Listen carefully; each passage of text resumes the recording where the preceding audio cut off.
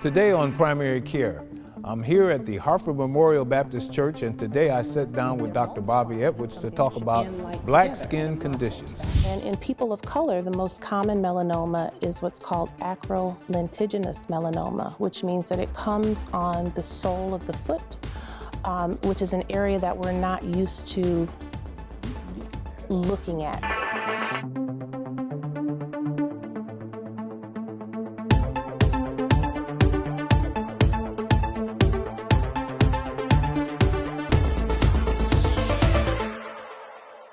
Hello, I'm Dr. Lonnie Joe, and welcome to Primary Care, the show dedicated to improving the health and care of African Americans. Most skin conditions occur in every race of people and in all skin types, but not all skin conditions look the same on all skin. There are certain conditions that appear differently in dark skin than in light skin. For example, melanoma, psoriasis, cellulitis, vitiligo, eczema, all look different on darker skin and affect Black Americans more frequently with greater severity. These differences have led to misdiagnosis and mistreatment of darker skinned patients and sent many in search of physicians who look like them to find help. My guest today is Dr. Bobbi Edwards. Dr. Edwards is a board-certified dermatologist at Edwards Hair and Skin Medicine. She joins us to talk about Black skin conditions. Dr. Edwards, welcome to the show. It is certainly a pleasure. Thank you very much for having me, Dr. Joe. Dr. Edwards, Black skin is a topic that doesn't get a lot of attention, but something or someone needs to talk more about it.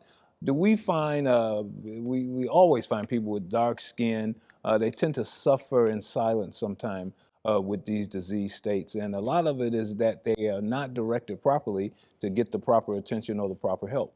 That's true. Either they're diagnosing themselves or they're not finding the proper medical guidance. And if we don't talk about it, you know, They'll stay in that condition. it's like anything else almost, Absolutely. especially in healthcare.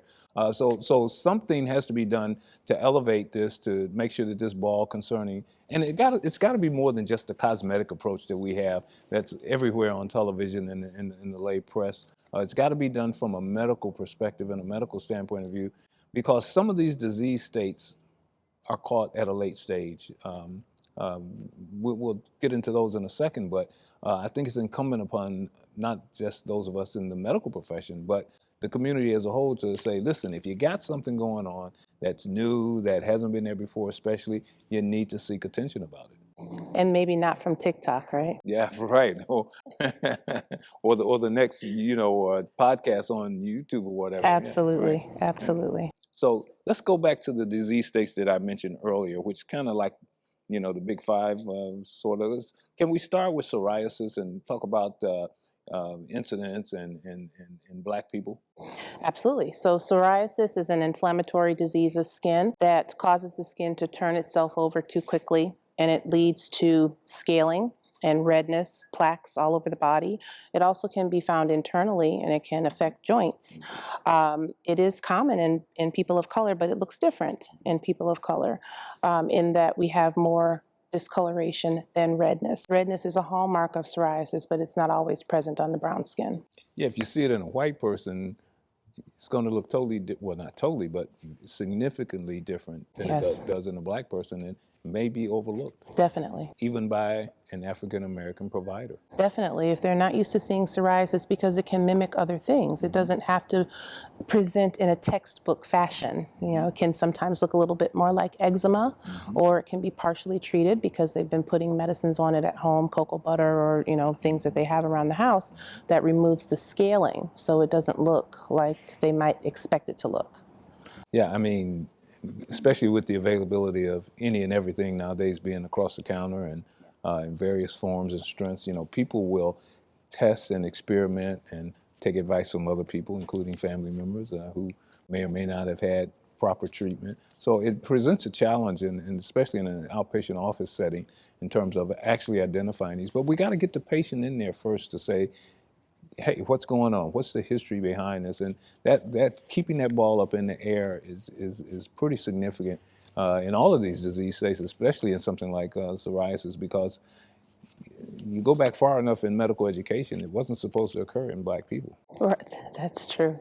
That is very true. It was not considered to be a disease that people of color were going to be significantly affected by, but that has not been the case at all. Yeah, we're learning. What about cellulitis?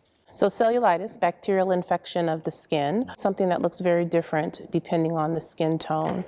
It can look, typically the skin is red, swollen, warm.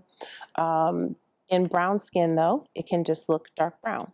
So again, that redness aspect is sometimes masked by the skin color, and and also the warmth. The warmth should be a trigger for cellulitis, though. So that should be something that should raise a red flag if someone was to notice that on their own body. Is history an important part of helping make the diagnosis or drilling down on it? Yes. It's very helpful if they've had an opening in their skin. So if they have athlete's foot or a small cut or dry skin that's very cracked, all of those things are entrances, are entryways for the bacteria to get into the skin in the first place. And if that's present, if that historical aspect is present, then it makes cellulitis much more likely. There is a mimicker though, which is stasis dermatitis, and that's something that just comes with swelling, with just walking around, blood vessels not being as healthy as they might have been in someone's previous life, and the skin gets still red, warm, swollen, but it's not a bacterial infection. And that is something that gets misdiagnosed often, those two. Is it harder to treat than regular old cellulitis? It's harder in that it's chronic. So if the blood vessels are not healthy, then the tendency is going to be for the leg to swell. And every time the leg swells, it's going to go through the same motions, get red and swollen and potentially warm.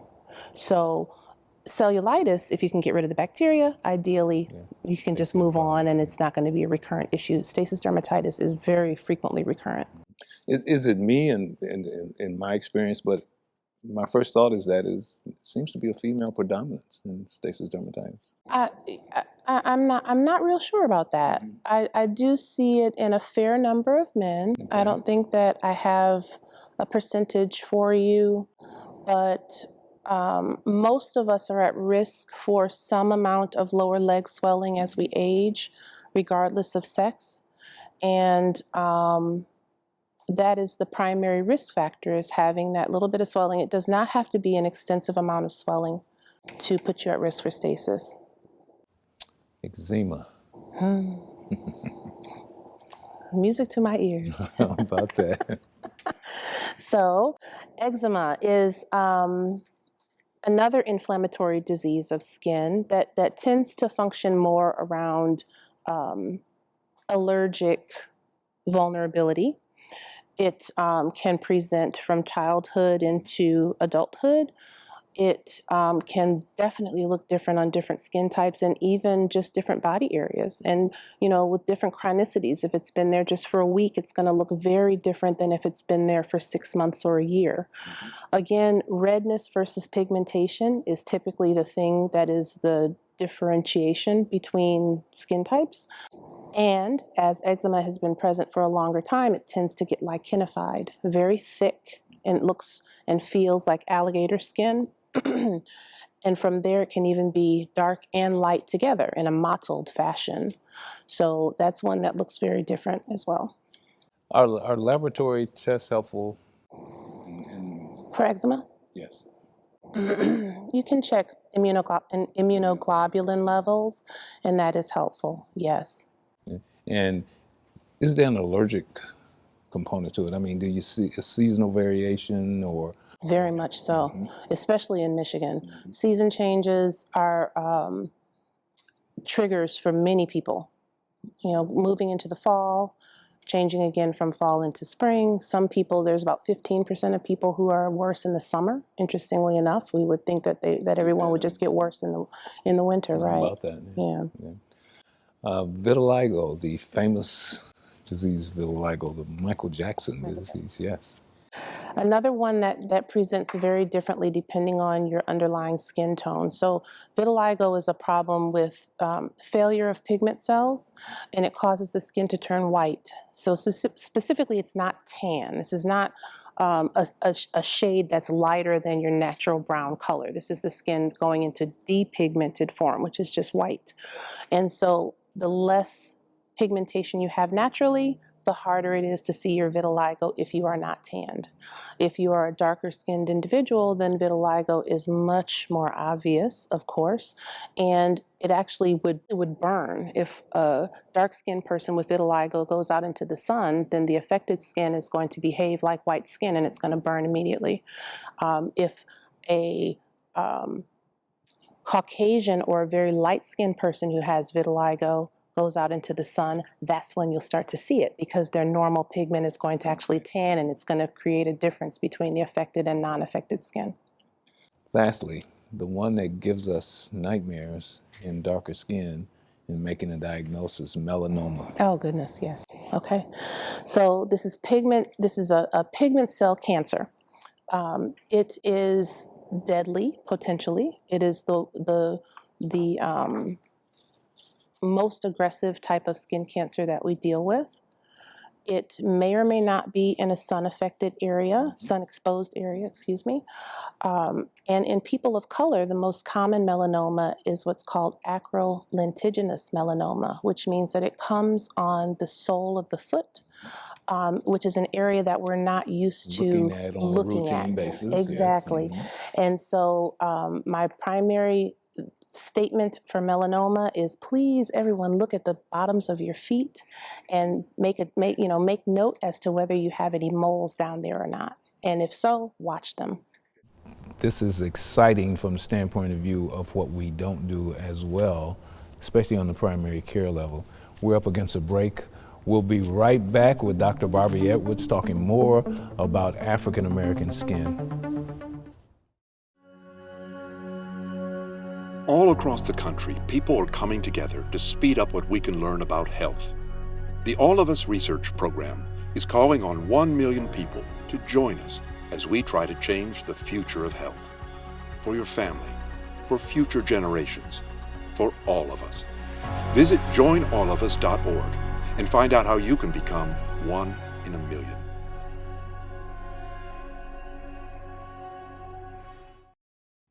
Welcome back. We're here with dermatologist Dr. Bobbi Edwards, continuing our discussion on black skin conditions. Let's touch on a couple other ones, Bobbi, that continuously come up from time to time. Keloids. Keloids, yes. Very common. Overgrown scars that come after minor trauma or sometimes major trauma. People don't think about it, but we're more prone for keloid formation as we get older. So even small scars that would not have caused a keloid when we were younger, they might cause a keloid if we have them in our later years. They can become very functionally impairing depending on where they are. So it's one thing if it's just a little mound somewhere on your skin, that doesn't matter. But if it's against your ear and you can't hold the phone to your ear, or you can't put headphones on or something, they can become very problematic. In an unsightly location. Absolutely, they can hang off earlobes or show through clothing. They are treatable, you know, so you don't have to just suffer with them if someone is so inclined. Moles, I mean, we see them all the time, and once they start creating a problem, people will complain about them. Okay, so I'm so glad you brought that up. So there's a difference between the most common, what African Americans call moles, and what are true moles. Mole being a pigment cell overgrowth versus these little flesh, little lesions that we have. I've got a bunch of them that come as we age. Those are called, the ones that we're used to seeing on our face and neck are called dermatosis papulosa nigra. They're not moles at all, and people should just be aware that they can call them moles if they want to, but those little things, these little flesh moles, are never going to turn into cancer. They're never going to do anything bad, but they will continue to multiply, and they can get irritated. True moles, the kinds that you've had since maybe childhood or early adulthood, those are the kinds that need to be watched for changes that could be potentially dangerous. Skin cancer. Okay. All of them? Well, I mean, No, not all of them, but Thank goodness, here right? again, most common ones. We Right. can get them. Black people can get skin cancer. As opposed to some folks who think that it really doesn't exist. Right. Black people get skin We cancer. do get skin cancer. Our melanin is only partially protective. It's not totally protective. So for those of us who grew up before sunscreen recommendations, we're at risk. And the lighter you are, the less melanin, the less melanin, the less protection. And so basal cell carcinoma and squamous cell carcinoma, which are both sun-related, do happen in people of color. I don't know if you guys saw the news yesterday, but one of our very prominent elected officials was on camera yesterday with a little scraping that had taken place in a little patch. And you know what I thought? I said, then see what the pathologist says about skin cancer. That's right. That's right. But here again, you have to look for it in order to really do it. We're fortunate that a lot of times the patients will see these things, which is one of the next condition is pigmentation or hyperpigmentation. And people say, what is this? What does it represent? Is it something bad? And how do skin conditions, how do they represent systemic conditions sometimes? Like, is this lupus, okay? Or does this represent a manifestation of colitis or kidney disease? Hyperpigmentation is generally going to be what we call post-inflammatory, meaning something has happened to the skin beforehand to activate the pigment cells in the area. It's usually temporary, but depending on where it is, how severe it is, and how long it's present, it can be a condition in itself. It can just be a condition that wants to just show as a dark spot and not a thick lesion, not a scaly lesion.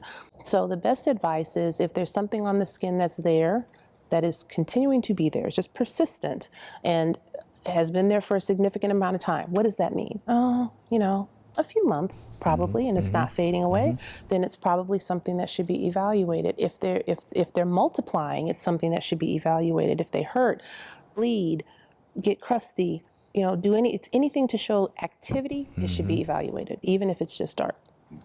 Are there really differences in treatments when we see these things, white people, simply because of our melanin content or any other reason? Not generally. So the condition, irrespective of the condition, the treatment may be the same. The treatment is the same. Now, we do find that some treatments are not as effective, and that leads into, well, when they study medicines, do they include people of color in their study cohort? And very often they don't. And so that's nothing that we can do at that point, when we're trying to treat. But as far as choosing certain treatment regimens for an individual patient, it doesn't matter the skin color, What effect has the insurance industry? All of us suffer through this relationship that we have with healthcare insurance, whether you're a patient or a provider. What relationship, what kind of effect, I would say, has the insurance industry had on the practice of dermatology? It certainly has affected most other areas in terms of our ability to provide care and partner with them to take care of patients. What is the effect for professional listening audience? What is the effect of the insurance industry on this practice? Thank you for the question. Dermatology is significantly affected by that problem. Many of our conditions, the insurance company considers to be cosmetic in the first place. So they're not particularly interested in treating, and especially not if the medicine has any significant cost associated with it. In addition, the difference between generics and brand names in dermatology, as I expect with many other specialties as well, it comes down to absorption. And so insurance companies are quick to feel like a medicine is going to do the same thing just because it's got the same ingredient, the same active ingredient. But if that ingredient is placed on the skin and isn't formulated in such a way that it will absorb, then it's going to do nothing. And so we can see very big differences between an effective brand name and a ineffective generic, or between an effective generic and another ineffective generic. But it makes a huge difference how that medicine is formulated, how much goes into making the medicine high quality as to it being successful.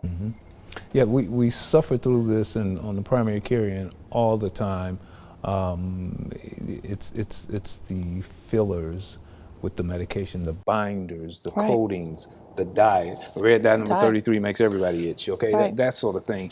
And I don't think that our responsibility to the patient extends to the degree that we have to be responsible for one medication having 4 different shapes, 5 different colors, that sort of thing. That really complicates and convolutes our ability at times to really help people and figure out what's going on. I have had patients who did not respond to a particular manufacturer making the same generic medication.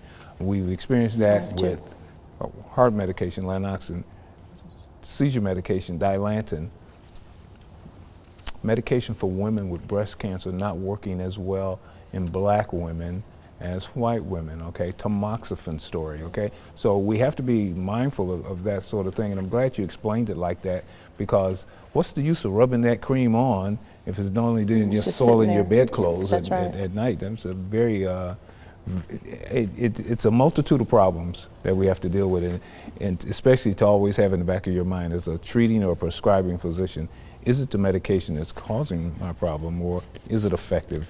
I guess the most expensive medication is one that you pay for, buy, and it doesn't work. That's right. So it happens in dermatology as well. Often. We're talking about what does your tube look like this time? You know, what's the writing on the tube? Not the name of the medicine, but everything else. Tell me everything else, and let's figure out if it's something you can use. It's unfortunate. Well, glad to hear, we think of the dermatologist as having, the area of medicine that's just great. I mean, all the dermatology women are pretty and beautiful like you are, and we say, oh, they just have a life. But it's good to hear that the cautions and the challenges are there also, and your ability to help patients are there. That's good, because that's why we refer. I mean, to make sure that the patients really get what they need in this arena. It is important that black people also understand that there are differences, like you pointed out earlier, in what their skin may look like as opposed to other people. Unfortunately, sometimes we rely on these other people in our lives who are doctors that we're not trained, and we listen to them, especially family members, and say, oh, my aunt had that, or my mother had that. What is the penetration on the dermatology side in terms of things that might be hereditary disease in a particular family that we should be looking for, or making sure that it is not something that has a hereditary component to it? I would say there are many conditions that have some familial movement, but won't hit everybody in the family. And because they can look different, and because individual circumstances can have can have quite an impact on whether a person flares up or not. So for instance, if eczema is in the family and you're living in Michigan, you're much more likely to have that eczema show up and give you a problem than if you're living in Texas, maybe, And so knowing your family history is important. Asking questions, making sure that you're looking at your family and asking questions when it's possible, so that you know what you could potentially be dealing with. Those things are important. And then if you see something on the skin, seeking care for it. Paying attention to your own skin. Hey, this thing is there. It wasn't there before. It's been there for a few weeks or a few months. Let me go take a look at it. I know that Auntie has got eczema or psoriasis or whatever. But a lot of times we don't ask. We just kind of see things, and families hide them. That's legitimate. There's dermatology problems are not necessarily things that people want to share. So I understand that. But asking whenever you can is very important, and paying attention to your own body. Very good. Dr. Edwards, this has been outstanding. Maybe I'll start paying more attention to my own skin care going forward. Dr. Joe. Good. Thank you so much for being with us. Thank you so much for having me. Our guest has been Dr. Bobbi Edwards, board-certified dermatologist at Edwards Hair and Skin Medicine. Skin is our body's largest organ, and it's important to take care of it. If you notice any skin problems, be sure to speak to your doctor or dermatologist who has experience treating patients with your skin tone. Thank you for watching. For Primary Care, I'm Dr. Lonnie Joe.